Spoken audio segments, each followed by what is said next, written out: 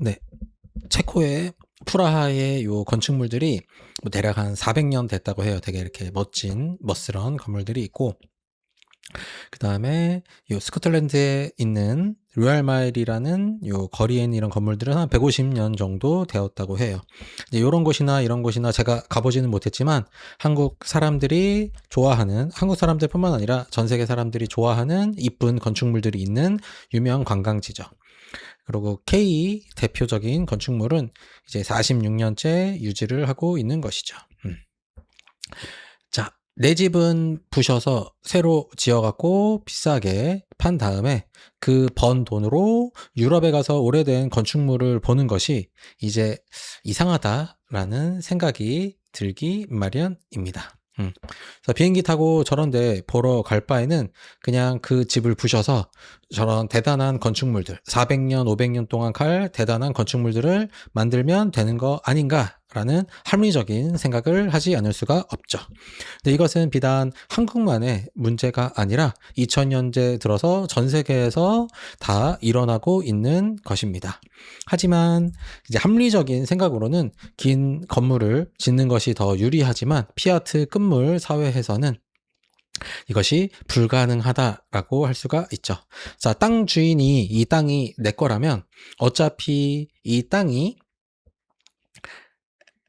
계속 내 거일 것이고 내가 죽더라도 내 자손들이 계속 이 땅을 가지고 있을 것이기 때문에 건축비가 많이 들더라도 수명이 오래된 건물을 짓는 것이 상대적으로 유리하죠. 그래서 아주 튼튼하게 아주 천천히 어떤 상황에서든지 유지할 수 있도록 아주 튼튼하게 짓는 것이 아마 고를 수가 있고, 그러지 말고 그냥 싸고 빨리빨리 지었다 부셨다 지었다 부셨다 지으면 내구성이 떨어지더라도 빨리 짓는 것, 두 가지 중에 어떤 것이 땅 주인 입장에서 유리할 것인가?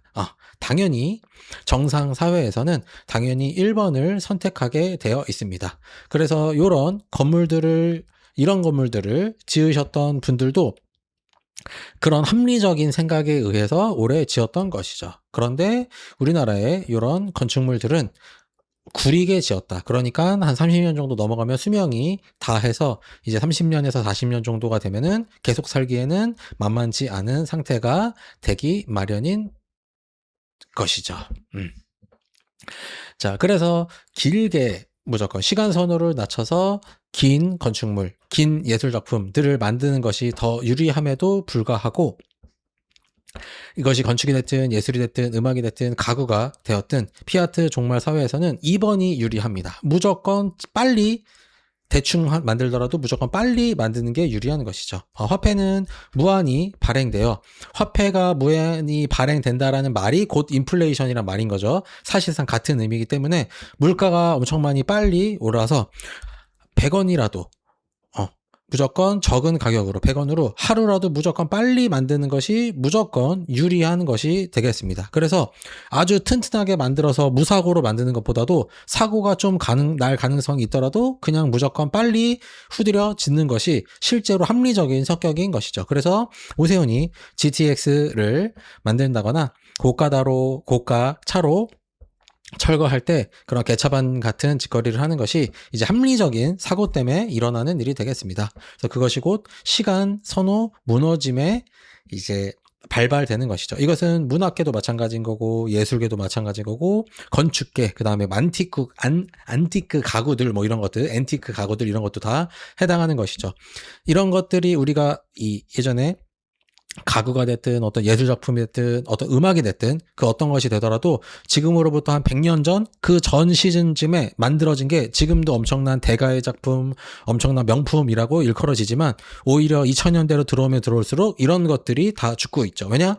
빨리 만들어야 되니까. 빨리 만들지 않으면 무조건 손해를 보기 때문인 것이죠.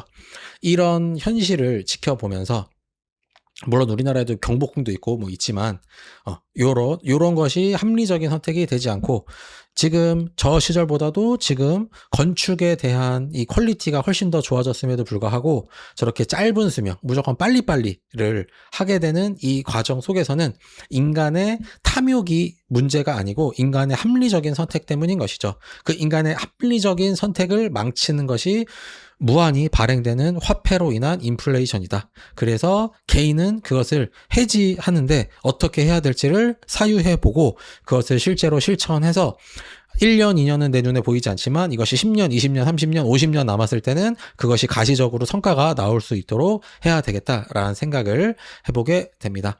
짜장면 가격이 70년대 100원이었는데 2020년대에 지금 6,361원을 지나가고 있습니다. 이렇게 된 것이 과연 노무현과 팔재명 아저씨 때문일까를 한번 다시 생각해 봐야 하겠다라는 말씀으로 본 영상을 마치도록 하겠습니다. 안녕.